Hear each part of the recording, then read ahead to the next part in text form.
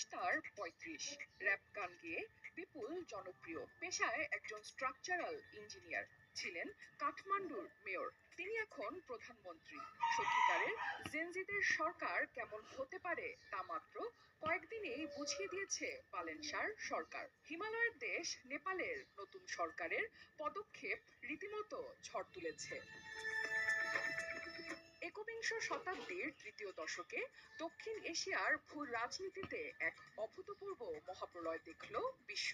হিমালয়ের পাদদেশে সূচিত এই পরিবর্তন কেবল একটি সরকার বদল ছিল না, বরং এটি ছিল এক জেনারেশনাল শিফট বা প্রজন্মের মহাবিপ্লব। আক্ষরিক অর্থেই যেন একটি দেশকে বদলে দিতে কাজ শুরু করেছে তার সরকার।